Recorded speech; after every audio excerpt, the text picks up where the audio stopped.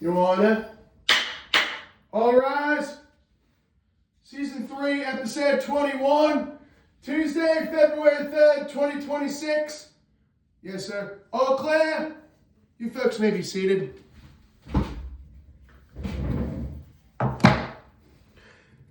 Good afternoon, everyone, and thank you for once again joining me inside the Pennsylvania College Basketball Court, or the PCBC for short. This is Season 3, Episode 21, Domination in Greensburg. Seasons 1 and 2 of this podcast can be found on my Instagram page. If you click the title of this episode, scroll down to the bottom, and it'll tell you everything there is about my Instagram page. Or you can also just search it in my bio page for this channel at The Honorable Judge Noah or NWS 1999. If you enjoyed this series so far, don't forget to hit that like button, leave a comment down below, and don't forget to hit the big white subscribe button so you don't miss out on any further action for the 2025-2026 PSEC men's basketball season, as we are now approaching the final month of regular season play before we enter the 2026 PSEC men's basketball tournament for the PSAC conference on Monday, March 2nd. I'm your host, the Honorable Judge Noah, reporting live from the hometown and main base of the PCBC in Slippery Rock, Pennsylvania. Still dealing with the cold weather as per usual here in Western PA. In today's episode, we're going to be recapping 11 games over the course of the last couple days. There were 8 games on Saturday, January 31st, and there was 3 games last night on Monday, February 2nd, Groundhog Day. Yes, 6 more weeks of winter, as our beloved friend in Punxsutawney Phil saw a shadow yesterday.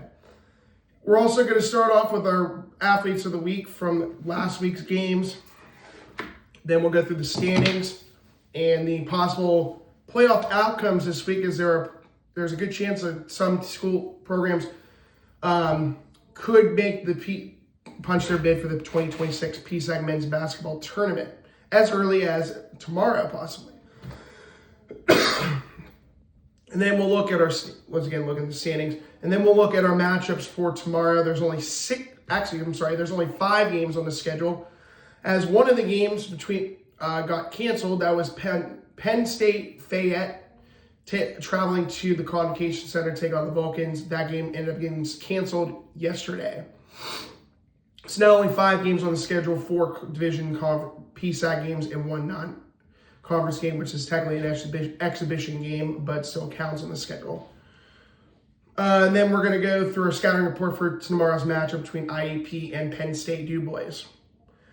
And then give you my picks and predictions, since the next episode coming up on Friday, February 6th, should be a very short episode, as it will be the shortest number of games to recap. And then we'll discuss the games for that episode from tomorrow on to Friday's episode, and then do 8 games, cover the 8 games that we're going to be talking about on Saturday. With that being said, episode 21 is underway. Starting off, of course, we go with our athletes of the week from last week. They posted this yesterday. These were from the games from the final week of January, which was Monday, January 26th through Saturday, January 31st. For the Western Division's Athlete of the Week, Bryson Lucas out of Penn, California, forward and redshirt junior from Clarksburg, West Virginia. Lucas averaged 28.5 points, 10.5 rebounds, and 2 assists and 4 steals per game, as the Vulcans won a pair of games last week to close out the opening round of PSAC West play. He showed a combined 59.5% from the floor, 50% from long range. The West Virginia native posted 27 points, 9 rebounds, 4 assists, and 5 steals in the win at IUP. Followed it up with a career-high 30 points on 12 of 19 shooting, including 4-7 from beyond the arc, and an 11-point win over Pitt Johnstown, which we'll talk about here in a little bit. He also recorded 12 rebounds and 3 steals versus the Mountain Cats. For the Western Division Defensive Athlete of the Week, Bryce Baez out of Penn West Edinburgh, forward and senior from Las Palmas de Gran Canaria, Spain. Baez averaged a double-double in the week with 15.5 rebounds and 15.5 points and 11.5 rebounds as the Fighting Scots went 2-0 in PSAC West play. Against Slippery Rock, notched 14 points and 9 rebounds, 7 on the defensive end, while tallying 2 steals. against Clarion. We'll talk about that game. Now 17 points, 14 rebounds, 9 defensive rebounds, and 1 steal. Eastern Division's Athlete of the Week, Nasir Griffin out of East Stroudsburg, forward and senior from Philadelphia. In the 3-game stretch this week, he helped the Warriors secure sole possession of second place in the East with 2 wins against Kutztown and Millersville. Averaging 16 points on the week, 16 points per game on the week. He scored 11 in both of the wins for East Stroudsburg. In those efforts, he shined a combined 13 of 14 from the free throw line, helping East Stroudsburg shut the door on Millersville's comeback attempt. Last Thursday night, Griffin had arguably the best game of his career as East Stroudsburg nearly pulled off the upset against Westchester. Scored a career-high 26 points and 7 to 10 from the field and 11-15 from the free throw line. Rounding out his performance, he recorded 4 rebounds, 4 assists, and 1 block. And the Eastern Division's Defensive Athlete of the Week goes to Favor Okigwe from Shepherd. He's a forward and sophomore from Edgewood, Maryland. Averaged 14 rebounds per game in a 2-0 week for the Rams. 23 of his 28 rebounds were defensive, and he grabbed a career-high 17 boards against Lock Haven, game we'll talk about soon, from last Saturday. Okigwe had 3 blocks and a steal for the week. So congratulations to those guys being nominated for the Athletes of the Week. Heading into the final month. Right now, I feel like the East and West Athletes of the Year, it's down to a 2-man race in each division. Right now, I'd say Marcus Frank and Day Waters for the East, and for the West, I would go with Dallas Dillard and Baden Ford. Anyways, let's get to the Saturday games. Let me go from my calendar that I have. Okay, so we're starting off with the lowest scoring game of the weekend. That would be Shippensburg hosting Bloomsburg at the Hodges Fieldhouse. In the first half, Shippensburg outscored Bloomsburg 35-16. Second half, Bloomsburg outscored Shippensburg 29-27. Shippensburg winning 62-45 over the Huskies. The Raiders improved to 11-9. Huskies dropped to 5-15. My player of the game for Bloomsburg in this one was Cody Johnson. No, not the country singer. That his name is spelled C-O-D-Y. I'm talking about the guy from Bloomsburg who spelled K-O-D-I. In 24 minutes off the bench, he went 4 of 16 from the field, 2 of 9 from three-point range, 4 of 4 from the free throw line, 9 rebounds, a block, and a steal for 14 points.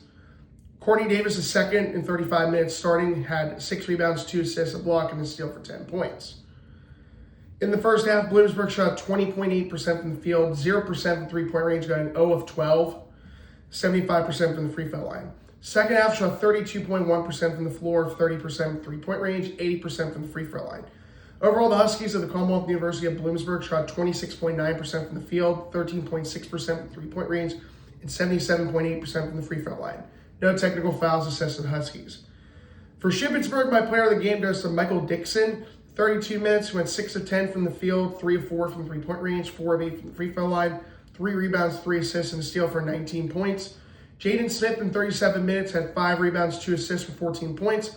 Marcus Frank in 26 minutes had 6 rebounds, 1 block, and 2 steals for 13 points. In the first half, Shippensburg shot 44.8% from the field, 60% from three-point range, and 60% from the free throw line. Second half shot 37.5% from the floor, 0% from three-point range, going of 6, and 64.3% from the free throw line. Overall, the Raiders of Shippensburg shot 41.5% from the field, 37.5% from three-point range, and 63.2% from the free throw line. No technical fouls assessed to Shippensburg. Got that game correct. Moving on to our game. The McKenna Center, IUP at Seton Hill. And this was actually a very good game. And thank God IUP had the lead it did, because I thought this game was going to go out of hand. But thankfully it did not. In the first half, IUP outscored Seton Hill a very impressive 58-35. And then the second half, Seton Hill outscored IUP 49-37. Crimson Hawks held on to win 95-84. Crimson Hawks improved to 14-4 with a 10-3 record in conference play. Seton Hill drops to 13-8 with a 7-7 record in conference play. So now they are 4. So IUP is in really good shape to finish to have a guaranteed home matchup in either the first or second round of the PSAC men's tournament, as they are now 4 games ahead of Seton Hill for that between the 3 and 4 seeds. For IUP, my player of the game, finally we get to go back to him, Dallas Dillard. In 38 minutes, he went 9 of 18 from the field, 3 of 7 from three-point range, 3 of 4 from the free throw line, 8 rebounds, 7 assists, 1 block, and 2 steals for 24 points. Christian Moore in 34 minutes went 7 of 13 from the field, 3 of 9 from three-point range, 1 of 1 from the free throw line, 4 rebounds, 4 assists for 18 points. Demir Brooks had 29 minutes, went 7 of 7 from the field, 0 of 2 from the free throw line, 4 rebounds, 3 assists, and 1 steal for 14 points. Kamani Marrero in 31 minutes went 5 of 9 from the field, 3 of 7 from three-point range, 3 rebounds, 4 assists for 13 points. Bautista Rodriguez finishing off the starters. In 20 minutes went 2 of 6 from the field, 0 of 3 from three-point range, 2 rebounds, 3 assists, and a steal for 4 points. Bench players, Tyler Grove in 20 minutes went 7 of 12 from the field, 4 of 8 from three-point range, 5 rebounds for 18 points. Sertford Toon in 17 minutes went 2 of 7 from the field, 0 of 5 from three-point range, 4 rebounds, 2 assists, and a steal for 4 points. And Luke Triggs in 11 minutes went 0 of 4 from the field, 0 of 1 from three-point range, 3 rebounds, and 1 block for 0 points. I forgot to mention Alfonso Pickens Jr. no longer with the program as he graduated in December. And then Tasso Safinos, I'm guessing he's most likely not going to return for IUP this season. He most likely will be redshirting for this year, as he still has not had a game that he has played in this year. In the first half, IUP shot a very impressive 71% from the floor, 68.9% from three-point range, and 50% from the free throw line. Second half, they went down to earth, going 37.8% from the floor, 8.3% from three-point range, and 100% from the free throw line, going 1 out of 1. Overall, the Crimson Hawks of IUP shot 51.3% from the field, 32.5% from three-point range, and 57.1% from the free throw line. No technical fouls assessed to IUP. Seton Hill, they ended up playing this game without their 2 best scorers, Kendrick Curtis and Eddie Ortiz. Top player for Seton Hill, Gabe Gillespie. In 36 minutes, went 7 of 9 from the field, 4 of 8 from the free throw line, recording a double-double with 11 rebounds and 18 points. Ben Myers in 29 minutes had 4 rebounds, 5 assists for 16 points. Camden Brewer in 34 minutes had 5 rebounds, 2 assists, and 1 steal for 11 points. Brian Balade in 32 minutes had 4 rebounds, 4 assists, and a steal for 11 points. Dean Simmons off the bench in 18 minutes had 3 rebounds for 11 points. And Rashad Williams in 38 minutes had 5 rebounds, 7 assists, 1 block, and 1 steal for 10 points. In the first half, Seton Hill shot 46.4% from the field, 25% from three-point range, 50% from the free throw line. Second half, shot 64.3% from the field, 41.7% from three-point range, and 61.5% from the free throw line. Overall, the Griffins of Seton Hill shot 55.4% from the field, 33.3% from three-point range, and 56% from the free throw line. No technical fouls assessed to Seton Hill. So the last 2 games, IUP's defense has given up over 60% from the floor in the last 2 games in the second half. So hopefully IUP's second half defense will get better, hopefully. But I got that game correct. Next one, Westchester and Mansfield at the Hollinger Fieldhouse. In the first half, Westchester outscored Mansfield 52-32. Second half, Westchester outscored Mansfield 39-34 as the Golden Rams beat the Mountaineers 91-66. Westchester improves to 16-4. Mansfield drops to 2-18 with a 1-13 record in conference play. For Mansfield, my player of the game goes to Nasir Brown. In 22 minutes off the bench, he went 4 of 9 from the field, 1 of 4 from three-point range, 3 of 6 from the free throw line, 7 rebounds, 2 assists, and 2 steals for 12 points. Sterling Scott in 23 minutes went 3 rebounds and 11 points. Henry Jackson off the bench in 19 minutes had 2 rebounds, 2 assists, 1 block, and a steal for 10 points. In the first half, Mansfield shot 39.3% from the field, 18.2% from three-point range, 47.1% from the free throw line. Second half shot 46.2% from the floor, 33.3% from three-point range, 72.7% from the free throw line. Overall, the Mountaineers of Commonwealth University in Mansfield shot 42.6% from the field, 23.5% from three-point range, and 57.1% from the free throw line. No technical fouls assessed to the Mountaineers. For Westchester, my player of the game goes to Anthony McCall. In 15 minutes, went 6 of 9 from the field, 0 of 2 from three-point range, 3 of 4 from the free throw line, 3 rebounds, 3 assists, a block, and 2 steals for 15 points. Gabe Moss in 13 minutes had 7 rebounds, 1 block for 14 points. And Miles Gray in 19 minutes off the bench had 2 rebounds and 1 steal for 11 points. In the first half, Westchester shot 52.8% from the field, 30% from three-point range, and 73.3% from the free throw line. Second half shot 46.9% from the floor, 33.3% from three-point range, 85.7% from the free throw line. Overall, the Golden Rams of Westchester shot 50% from the floor, 31.6% from three-point range, and 77.3% from the free throw line, with a technical foul assessed to Miles Gray of Westchester. Got that game correct.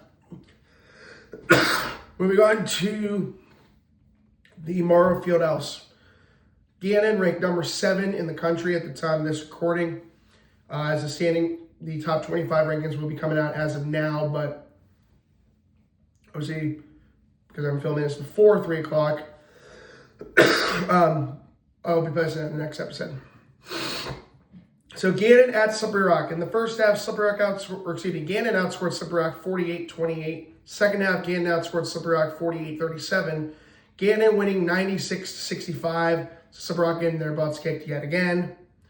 As the Golden Knights improved to 19-2 with a 12-1 record in conference play, Slippery Rock now drops to 13-8 with a 6-7 record in conference play.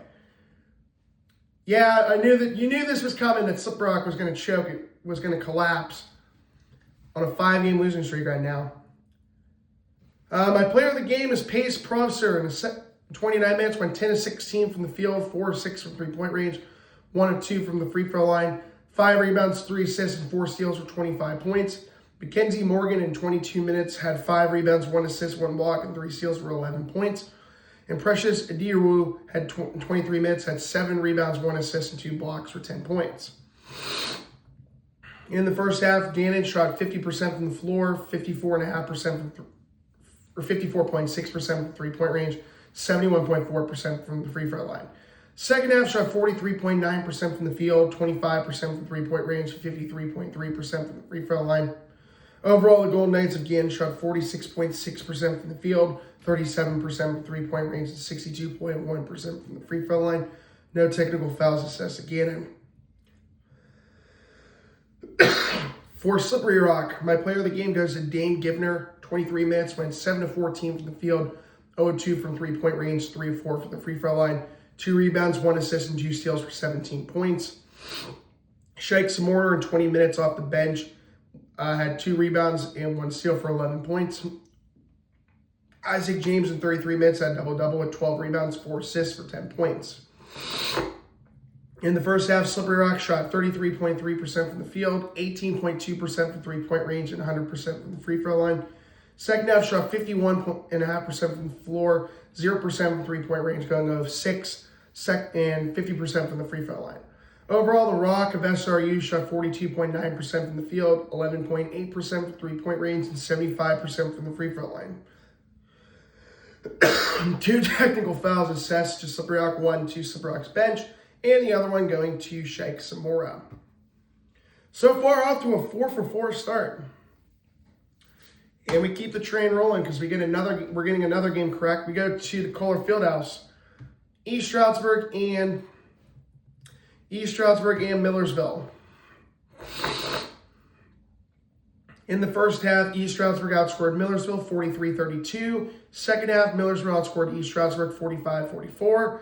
East Stroudsburg beating Millersville 87-77. The Warriors improved to 15-6 with a 9-5 record in conference play. Millersville dropped to 13-7 for the time being. For Millersville, my player of the game goes to Dave Waters. 36 minutes, going 6 of 18 from the field, 1 of 8 from three-point range, 6 of 8 from the free throw line, 7 rebounds, 1 assist, 1 block, and 5 steals for 19 points. Amir Hurst in 31 minutes had 4 rebounds and 1 steal for 17 points. Siraj Ali in 28 minutes had 3 rebounds, 4 assists for 13 points. And Elazar Matthews Spratley in 25 minutes off the bench had 4 rebounds, 3 assists for 13 points. In the first half, Millersville shot 41.4% from the field, 28.6% from three-point range, and 75% from the free throw line. Second half shot 43.2% from the floor, 6.7% from three-point range, and 50% from the free throw line. Overall, the Marauders of Millersville shot 42.5% from the field, 13.6% from three-point range, and 60% from the free throw line, with a technical foul assessed to Siraj Ali. For East Stroudsburg, my player of the game goes to Jalen Pichardo. In 26 minutes, went 2 of 3 from the field, 7 of 8 from the free throw line, recorded a double-double with 11 rebounds, 2 assists, 2 blocks for 11 points. Ethan Milirons was their top scorer in 21 minutes off the bench with 3 rebounds, 1 assist for 13 points, going 3 of 7 from the field, which went 3 of 7 from three-point range and 4 of 4 from the free throw line. Eastern Division's Athlete of the Week, Nasir Griffin, in 22 minutes had 6 rebounds for 11 points. Ethan Maynard in 19 minutes had 1 assist for 11 points. And Salim Payne in 23 minutes had 3 rebounds, 2 assists, and a steal for 10 points. In the first half, East Stroudsburg shot 46.9% from the field, 38.5% from three-point range, and 80% from the free throw line. Second half shot 36.4% from the floor, 18.2% from three-point range, 74.3% from the free throw line. They took 35 free throw attempts in the second half, converting on 26 of them. Overall, the Warriors of East Stroudsburg shot 42.6% from the field, 29.2% from three-point range, and 75.6% from the free throw line. No technical fouls assessed to East Stroudsburg. Staying perfect, we traveled to Lock Haven at the Thomas Fieldhouse. Shepherd at Lock Haven. In the first half, Lock Haven outscored Shepherd 33-31. Second half, Shepherd outscored Lock Haven 47-40. Rams held on to win 78-73. Shepherd improved to 12-8 with a 9-5 record in conference play. Lock Haven dropped to 5-13. For Shepherd, my player of the game goes to Marcus Banks. In 37 minutes, he went 8 of 14 from the field, 8 of 12 from the free throw line, 3 rebounds, 4 assists, a block, and 2 steals for 24 points. Elaine Wardlaw on the bench in 37 minutes had 1 rebound, 2 assists, and a steal for 16 points. Eastern Division's Defensive Athlete of the Week, Favor Okigwe, in 32 minutes, had a very impressive 17 rebounds, 3 assists, 1 block for 11 points. In the first half, East Shepherd shot 46.7% from the field, 20% from three-point range, and 50% from the free throw line. Second half shot 65.2% from the floor, 63.6% from three-point range, and 66.7% from the free throw line. Overall, the Rams of Shepherd shot 54.7% from the floor, 42.9% from three-point range, and 64.7% from the free throw line, with a technical foul assessed to Colby White. For Lock Haven, my player of the game goes to Dylan Scott. In 29 minutes, went 6 of 12 from the field, 2 of 4 from three-point range, 4 of 6 from the free throw line, 4 rebounds, 3 assists for 18 points. Dean Coleman Newsom in 37 minutes had 4 rebounds, 3 assists, a block, and a steal for 17 points. Blake Deegan in 26 minutes had 5 rebounds, 1 steal for 17 points. Keith Warren in 31 minutes had 4 rebounds, 3 assists, 2 blocks, and 2 steals for 15 points. In the first half, Lock Haven shot 42.4% from the field, 27.3% from three-point range, and 33.3% from the free throw line. Second half shot 45.5% from the floor, 40% from three-point range, 75% from the free throw line. Overall, the Bald Eagles of the Commonwealth University of Lock Haven shot 43.9% from the field, 33.3% from three-point range, 57.1% from the free throw line. No technical fouls assessed to Lock Haven. Moving on to the only game I got incorrect, as I had Clarion beating Edinburgh.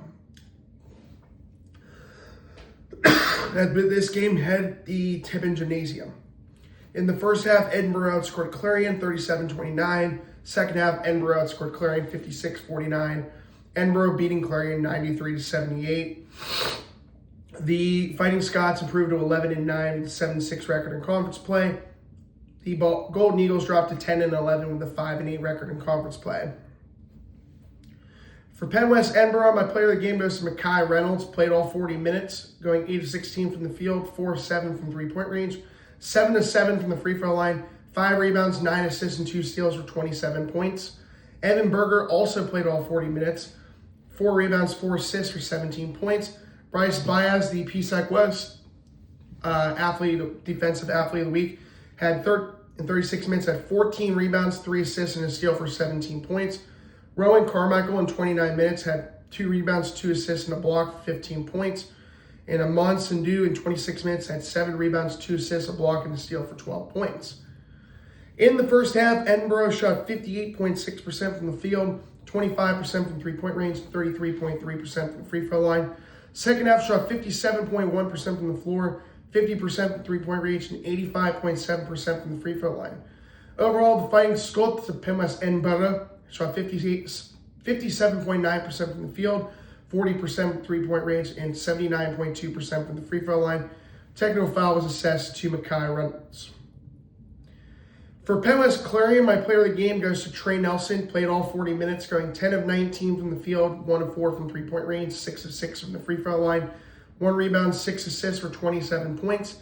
Cam Crockett in 30 minutes had 3 rebounds, 1 assist for 14 points. Justice Easter in 30 minutes had 2 rebounds, 1 assist, and 2 blocks for 10 points. In the first half, Clarion shot 37.5% from the field, 25% from three-point range, and 50% from the free throw line. Second half shot 44.7% from the floor, 15.4% from three-point range, and 81.3% from the free throw line. Overall, the Golden Eagles of Penwest Clarion shot 41.4% from the field, 19% from three-point range, and 72.7% from the free throw line. No technical fouls assessed to Clarion. And the last game from Saturday takes us to the Convocation Center. Penwest, California hosting Pitt Johnstown. In the first half, California outscored Pitt Johnstown 40-30.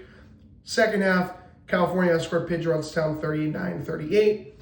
California beating Pitt Johnstown 79-68. Vulcans improved to 15-5 with a 12-1 record in conference play. Pitt Johnstown drops to 11-10 with a 5-8 record in conference play. For Pitt Johnstown, easily, without question, my player of the game goes to Peyton Forup yet again. In 38 minutes, went 12 of 15 from the field, 0 of 1 from three-point range, 8 of 9 from the free throw line. Almost had another 20 rebound performance. He had 19 rebounds, 2 assists, and 3 steals for 32 points. The next highest scoring player was Will Kromka, and he only had 9 points. In the first half, Pitt Johnstown shot 34.3% from the field, 14.3% from three-point range, and 100% from the free throw line, going 4 out of 4. Second half shot 45.5% from the field, 33.3% from three-point range, 85.7% from the free throw line. Overall, the Mountain Cats of Pitt Johnstown shot 39.7% from the floor, 20% from three-point range, and 90.9% from the free throw line.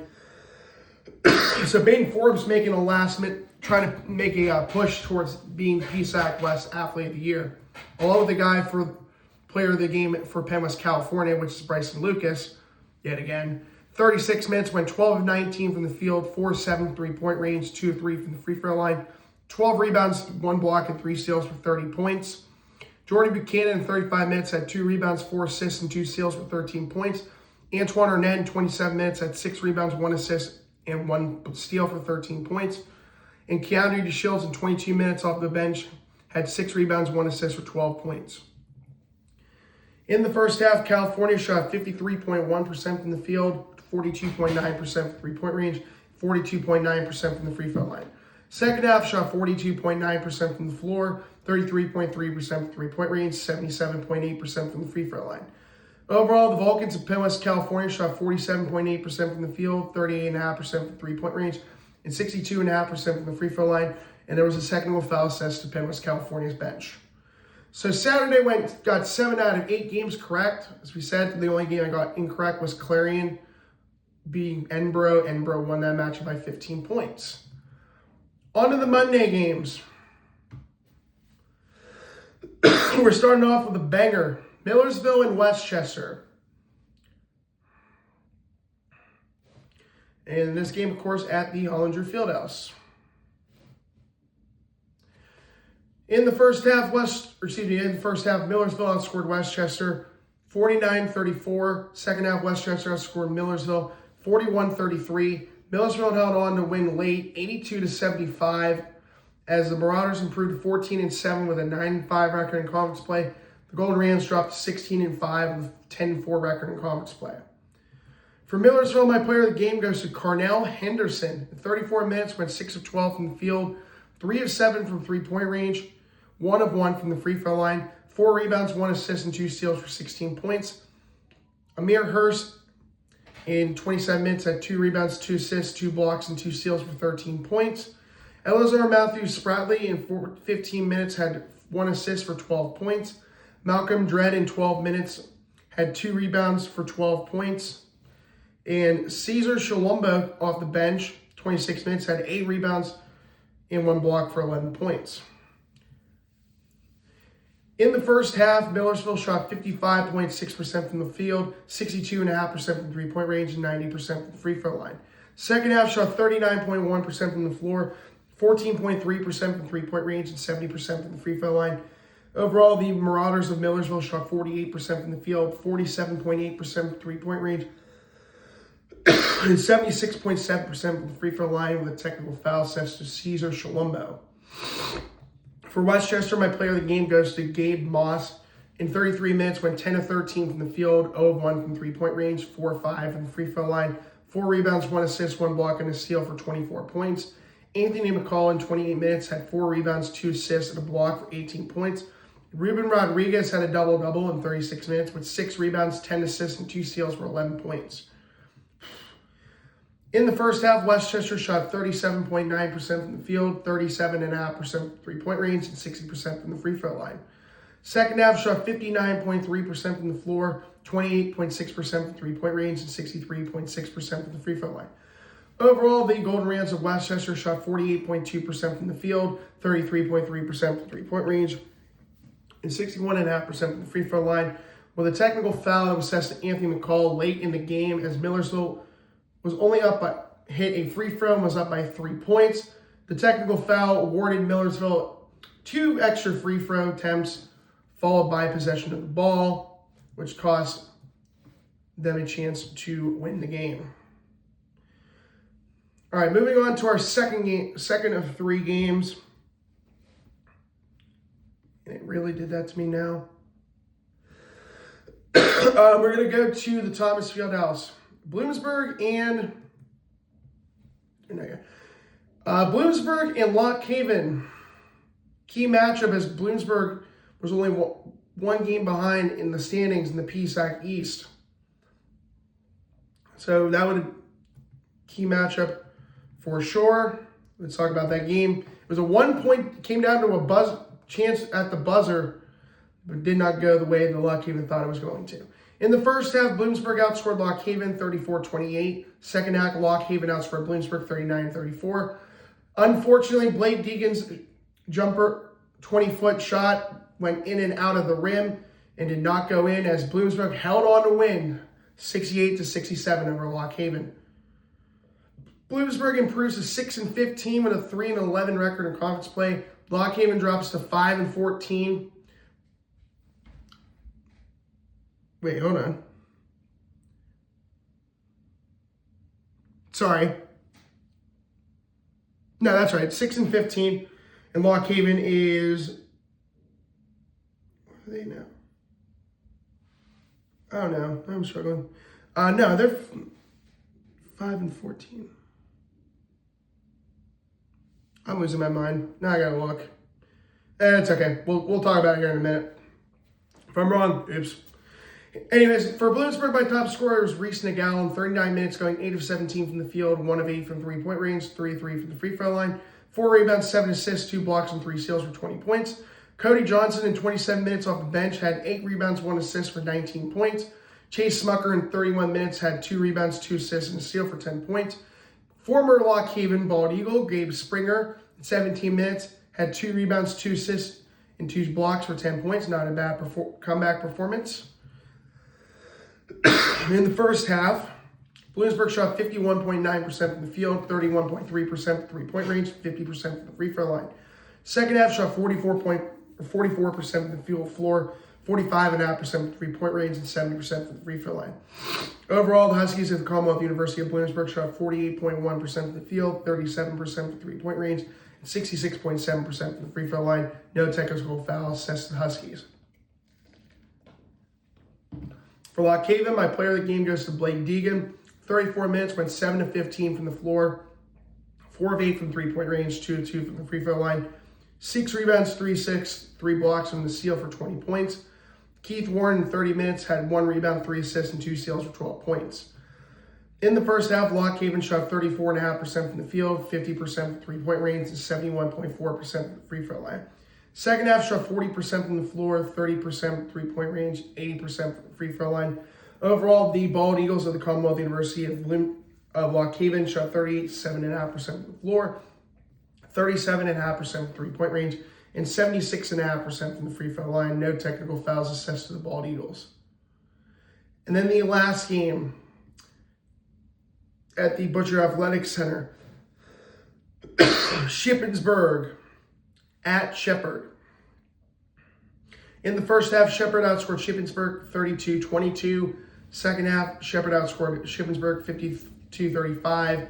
Shepherd winning 84-57 over the Raiders. Shepherd improves to 13-8 with a 10-5 record in conference play. Shippensburg drops to 11-10 with a 16-8 record in conference play. Most likely going to be the number 5 seed at this point in the season, but we'll wait and see. There's still 7 conference games left for the East for some teams. In my player of the game for Shippensburg is Marcus Frank. In 32 minutes, went 6 of 15 from the field, 1 of 4 from three-point range, 0 of 2 from the free throw line, 2 rebounds, 1 assist, and 3 steals for 13 points. Michael Dixon in 27 minutes had 4 rebounds, 3 assists, and a steal for 11 points. In the first half, Shippensburg shot 25.7% from the field, 44.4% three-point range. No free throw attempts, so 0%. Second half, they shot 41.4% from the floor, 12.5% from three-point range, and 66.7% from the free throw line. Overall, the Raiders of Shippensburg shot 32.8% from the field, 29.4% from three-point range, and 66.7% from the free throw line. For Shepherd, my player of the game goes to Marcus Banks again. In 27 minutes, going 7 of 11 from the field, 0 of 2 from three-point range, 5 of 6 from the free throw line, 6 rebounds, 4 assists for 19 points. Colby White in 34 minutes had 4 rebounds, 4 assists for 16 points. Diade Triore in 32 minutes had 6 rebounds, 1 assist, and a steal for 15 points. In Favor Kigwe in 32 minutes had 14 rebounds, 1 block, and 2 steals for 15 points. In the first half, Shepherd shot 53.9% from the field, 44.4% three-point range, 0% from the free throw line, going 0 of 3. Second half shot 62.1% from the floor, 60% from three-point range, and 76.5% from the free throw line. Overall, the Rams of Shepherd shot 58.2% from the field, 50% from three-point range, and 65% from the free throw line. No technical fouls assessed to Shepherd. So on yesterday's games went 1 out of 3. The only game I got correct was the game we just talked about, Shepherd beating Shippensburg. So overall, we are down to our final around 60 to 65 games left. 230 games in. I've gotten 167 out of 230 games correct, 72.6%. Can I stay in that 70% range for the rest of the season? We're going to find out. Let's go to the standings real quick. While I'm thinking about it. Going to the East. So we still have some changes. First place is still Westchester. They're 10-4 in conference play, 16-5 overall on a 1-game losing streak. Right behind them is East Stroudsburg, Millersville, and Shepherd. East Stroudsburg second and 9-5 in conference play, 15-6 overall on a 1-game winning streak. Third place, Millersville, 9-5 in conference play, 14-7 overall on a 1-game winning streak. Fourth place is Shepherd, 9-5 in conference play, 13-8 overall on a 4-game winning streak. Shippensburg in 5th place, most likely going to be in the number 5 spot. They clinched the playoff, a bid into the tournament. 6-8 conference play, 11-10 overall on a 1-game losing streak. Lock Haven still holds the number 6 spot for now. 3-11 in conference play, 7-14 overall on a 5-game losing streak. Bloomsburg is 7th still, 3-11 in conference play, 6-15 overall on a 1-game winning streak. 8th place is Kutztown, 2-11 over in conference play, 5-13 overall on on a 4-game losing streak. And Mansfield's in dead last, 1-13 in conference play, 2-18 overall on a 1-game losing streak. Going to the West, Gannon is number 1 at 12-1 in conference play, 19-2 overall on a 6-game winning streak. Californians in second, 12-1 in conference play, 15-5 overall on a 4-game winning streak. IUP is number 3. They're 3 games ahead of the number between 3rd and 4th place. Not 4 games, sorry. I wish it was. That'd be nice. But IUP 3 games ahead of Seton Hill and Edinburgh for the number 3 spot. 10-3 in conference play, 14-4 overall on a 1-game winning streak. 4th place, Seton Hill is still 7-6 in conference play, 13-8 overall on a 3-game losing streak. 5th place is Edinburgh, 11-9 in conference play, or 7-6 in conference play, 11-9 overall on a 3-game winning streak. And Slippery Rock drops down to 6th place, 6-7 in conference play, 13-8 overall on a 5-game losing streak. They are now 1 game ahead of being in the playoffs right now. 7th place, Pitt Johnstown, 5-8 overall in conference play, 11-10 overall in the season with a 1-game losing streak. And 8th place, Clarion, 5-8 in conference play, 10-11 overall in 3-game losing streak. If the playoffs were today, Westchester and East Stroudsburg would be the 2 teams playing on Wednesday, March 4th in the PSAC quarterfinals. As the top 2 seeds in East, they get first round bye. Millersville, 3 seed, would host Lock Haven at Priscilla Gymnasium. And then Shepherd would host Shippensburg at the Butcher Athletic Center. So that matchup from yesterday could be a potential preview for a first round matchup. 3 teams out of the playoff picture would be Bloomsburg, Kutztown, and Mansfield. In the West, Gannon and California are top 2 seeds and would qualify for the quarterfinals on Wednesday, March 4th. First round matchups would be on March 2nd. 3 seed IUP would host 6 seed Slippery Rock at the KCAC. And Seton Hill, the 4 seed, would face 5th seed Edinburgh in a rematch. So the 2 teams would have a rematch. They would just be in different buildings this year. Because last year was Slippery Rock hosting IUP at Morrow, and then Edinburgh hosted Seton Hill at Macomb. So right now it'd be IUP hosting SRU at KCAC, Seton Hill would host Edinburgh at McKenna. And the 2 teams out of the playoff out for the PSAC West would be Pitt Johnstown and Clarion. All right. Also, playoff bids. I forgot to mention that. Gannon and California can both clinch playoff spots, although they do not play. They face each other on Saturday, so whoever wins that game essentially gets a bid would clinch a playoff spot. And for the East, Westchester, all they have to do is win. They have to win 1 game this week, and they are in. Let's talk about the 5 games for tomorrow. All 7:30 p.m. Eastern Standard Time. Westchester, who is 16-5, traveling to the Keystone Arena in Kutztown, PA, to take on the Golden Bears, who are 5-13. Shippensburg, Raiders are 11-10, traveling to the Priscilla Gymnasium, right down US 30, heading east towards Lancaster, into Lancaster County, take on the Marauders, who are 14-7. Commonwealth University of Lock Haven travels up north to take on Commonwealth University of Mansfield. Lock Haven is 7-14, Mansfield 2-18. East Stroudsburg travels west on I-80, 75 miles from the Delaware Water Gap to Bloomsburg, PA, to the H.E. Nelson Fieldhouse to take on the Huskies. East Stroudsburg is 15-6, Bloomsburg is 6-15, potentially in a chance to get a playoff spot. And then our matchup. Let's talk about that game, shall we? It is Penn State Du Bois traveling south on US Route 119 to Indiana, PA, past Punxsutawney, and then to Indiana to take on the Crimson Hawks of IUP. So going into this matchup, record-wise, IUP's record, they have 1,529 career wins versus 799 career losses, 657 all-time winning percentage. Lombardi's win totals at IUP, overall, he has a record of 445 and 141. In PSAC conference play, even though this game is not a PSAC conference game, He is 276-80 against the PSAC.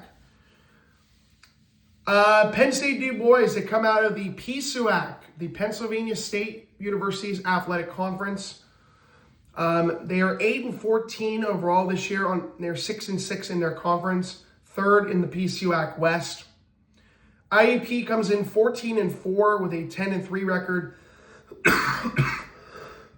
in conference play against the PSAC teams. They're third in the PSAC West, so this game is not going to matter in terms of conference games. It's an exhibition game. This is the third all-time meeting between these two programs. IUP has won the first two matchups. They're 2-0 against Penn State Du Bois. The question is, could this be the last time we see these two teams play each other? They played last year on February 5th, 2025. So between the day of that game and the day of tomorrow's game would have been 364 days ago, so almost a full year. IUP won that matchup 88-70 in Indiana. So the matchup is going to be tomorrow, February 4th at 7:30 Eastern at the KCAC in Indiana. I am planning to be in attendance for that game. That'll be my first game I've been to since November 15th in Indiana when I was at the Memorial Field House when IUP played Lincoln, PA. So this will be my first game in the KCAC this year and one of 3 games I have scheduled to be attending in the month of February. Planning to go tomorrow, next Saturday, February 14th against my alma mater in Slippery Rock. And then the following Saturday, February 21st, is the Chuck Spadafora Faith Night game against Penn West Clarion. Always a fun game to go to. Those Faith Night games are a lot of fun. But as I was saying, could this be the last time Penn State Du Bois faces IUP? Because as you may know, 7 of the 19 campuses of Penn State University are shutting down due to low enrollment and financial cost. Penn State Du Bois will be shutting its campus down next spring, 2027. So this could be the last time we see the IUP host Penn State Du Bois. On to the 7, I forgot to mention the travel time from the Pause Center in Penn State Du Bois down to the US 119 corridor south through Punxsutawney and then Indiana to the KCAC where the home of the Crimson Hawks are. 49 miles or 78.9 kilometers, an hour and 13-minute drive. Now on to the 7 key elements of the Honorable Judge Noah's Fundamentals of Basketball. So for this scenario, we're going to go by plugging in. This is where I like to do this. This is actually kind of fun when I do this. We're going to plug in Penn State Du Bois statistical numbers and see where they would fit in terms of the PSAC scene, where they would fit in terms of the other teams in PSAC statistically. So let's talk about that, shall we? So for points per game, IUP is averaging 85.2 points per game. Believe it or not, Penn State Du Bois is actually playing tonight. I believe they're playing Penn State they're hosting Penn State New Kensington. So that's why at the time of this recording they're 8-14, but they could be either 9-14 or 8-15 tomorrow. We'll wait and see. IUP is number 4 in the conference. Excuse me for 1 second. Okay. IUP is 4th in the conference at 85.2 points per game. Penn State Du Bois is averaging 79.2 points per game. If we plug them in, they'd be number 12 in the PSAC. Ahead of Shippensburg, but behind Slippery Rock and Edinburgh. So category win, IUP. Defensively, IUP is tied for 4th in the conference in defensive points per game at 73.9 with Millersville.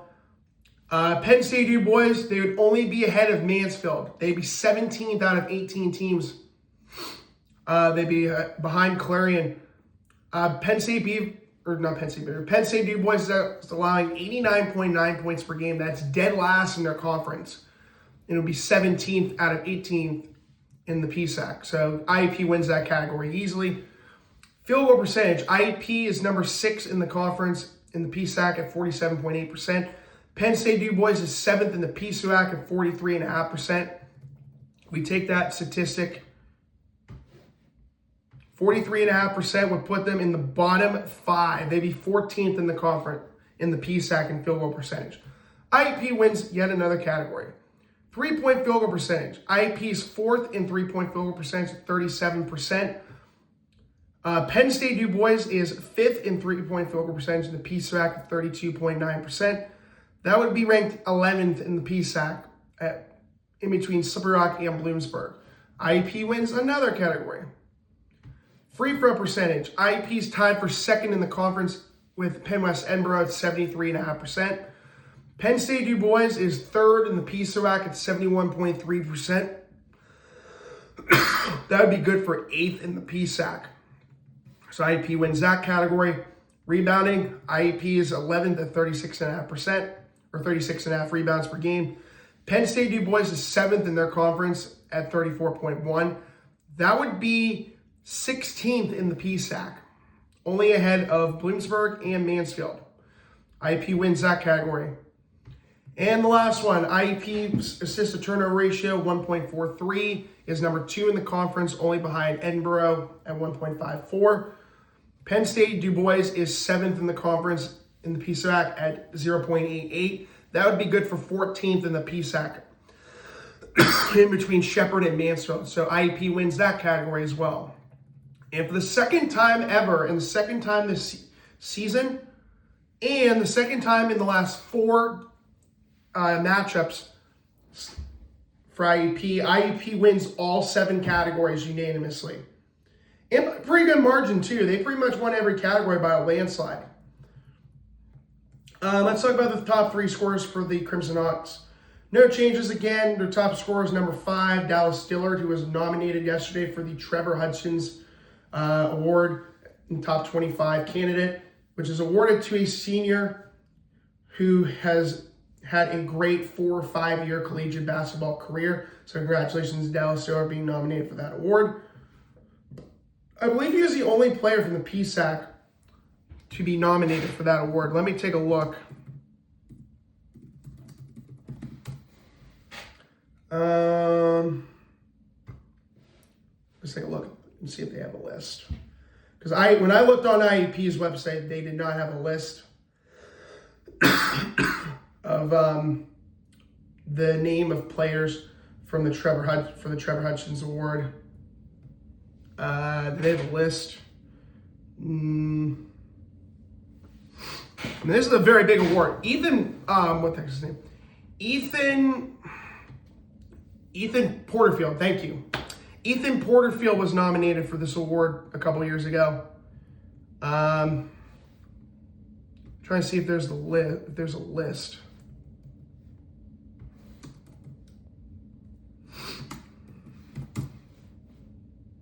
Just want to see if there's a list. Oh, come on, man, really? Okay, worst case scenario, if that's the case, and I end up finding this list, if I end up finding this list sometime,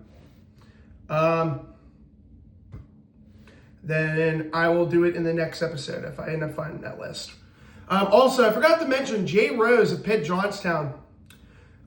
He ended up actually is not with the Mountain Cats any longer. He is in the transfer portal at this time, so he is no longer with the Mountain Cats. So I completely forgot to mention that last week, because I didn't even know that until the other day. Anyways, he's our number 1 scorer for IUP, Dallas Dillard, 19.6 points, 5.8 rebounds per game, shooting 45.2% from the field, 37.9% from three-point range.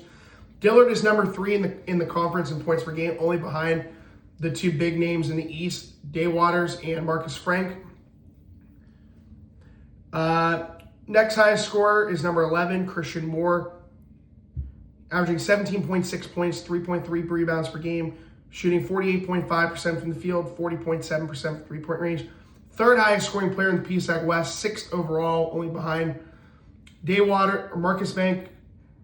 Marcus Frank, Day Waters, Dallas Dillard, Baden Forup, and Marcus Banks. 3rd highest scoring player for the Crimson Hawks, number 1, Kamani Marrero, averaging 13.8 points, 2.5 rebounds per game, shooting 45.4% from the field, and 37.8% from three-point range. Top 3 scorers for Penn State Du Bois. Leading the way is number 2, Guy who just scored his 1,000th career point on January 16th, so just a couple weeks ago. Number 2, a 6'4" senior and forward from Johnstown, Pennsylvania, Ashton Fortson.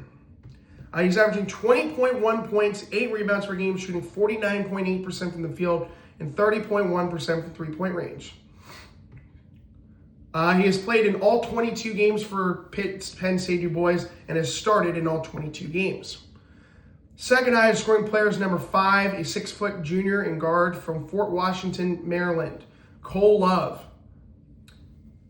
He is averaging 11.7 points, 1 rebound per game, shooting 37% from the field and 33.3% from three-point range. He has played in all 22 games and has started in 8 of them. The third highest scoring player is number 1, hometown kid, a 5'10" guard and grad student from Du Bois, Pennsylvania, and he actually played high school ball at Du Bois Area High School. So he's a born and bred Du Bois kid. That is Jordan Somers, averaging 10.7 points, 5.3 rebounds per game, shooting 46.1% from the field and 35.5% from three-point range. PSD, 3 keys of the game. 1, pressure Ashton. Last year, IUP did a very good job of limiting him to only 2 points in their matchup last year between IUP and Penn State Du Bois. Obviously, Fortson's going to be their main guy to keep an eye on for sure. He's their 3rd highest scoring player in the PCBC. So, yeah, they definitely got to keep an eye on him at all times. Start off strong. This should be a very easy game for IUP. At least I hope so. Penn State Du Bois does have a very decent points per game average. Their defense is terrible. They're dead last in the PCBC in defensive points per game allowed. It's not even close. So IUP should have no problem. If they get off to a booming start, I would not be surprised if we see guys like Ralphie Blundo and Harry Keeley, their 2 freshmen, end up getting minutes for tomorrow. And we might end up seeing Anthony Watson, depending on what happens. We'll have to wait and see.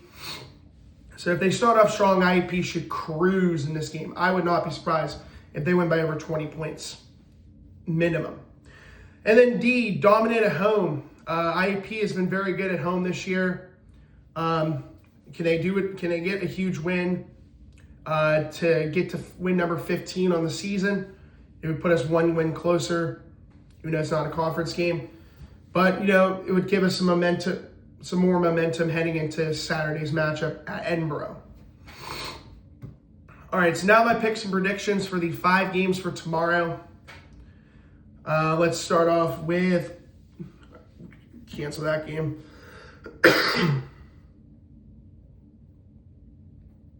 And my pen's about to die. Cross that game out. East Stroudsburg and Bloomsburg. I'm going to go with East Stroudsburg. Shippensburg and Millersville. Give me Millersville to win that one. Lock Haven and Mansfield. I'm going to go with Lock Haven. Westchester at Kutztown. Westchester will win that game. And then Penn State Du Bois and IUP. IUP will win that game. IUP should win that game very easily. I don't see why IUP would have any struggles in that game unless something crazy happened. But yeah, I think IUP wins that game very easily over Penn State Du Bois. I'm hoping to improve my record at the KCAC. I believe last time I checked, I am 23-4 all time at the KCAC. I was 19 to start, but the last couple of years was kind of rough. So hopefully this year I will improve my record to 2-0 in Indiana, games at Indiana, and hopefully start off the month of February, first of 3 games I'm going to do this month, 1-0. With that said, that's going to conclude Season 3, Episode 21 of the PCBC. Hope you guys enjoyed it. I will see you guys on Friday for Season 3, Episode 22. As I drop my gavel. Unbelievable. As I said before, don't forget to subscribe, hit that like button, and keep telling your friends to spread the news. We're in the final month of the regular season. Until then, I'm your host, the Honorable Judge Noah, reporting live from Seton, Pennsylvania, saying so long, have a great rest of your Tuesday. And until then, the case is on recess.